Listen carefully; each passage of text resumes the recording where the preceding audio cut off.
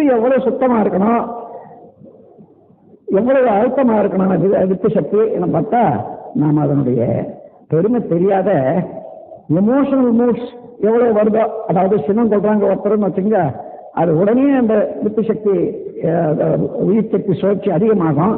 அதனால ஒரு பகுதி வெளியேறியே போயிடும், அதோட லாஸ் தான். அந்த மாதிரி உணர்ச்சி ஏற்பட்ட செயல்கள் எல்லாம் நம்ம உயிர் சக்தியை விட்டு விட்டு விட்டு விட்டு மனிதன் எப்போதுமே உயிர் சக்தி குறைவாக அதை ஏழையாத்தான் இருக்கணும்னு வச்சுக்கோங்களேன்.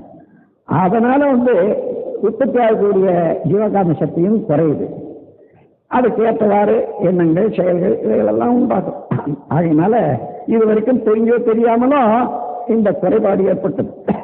அது மாத்திரம் இல்லாத உடலின் நோய் என்ற காரணத்தினால வித்து சக்தியை அதிகமாக வேஸ்ட் பண்றது மனிதனை விட வேற எந்த ஜீவனும் இல்லை.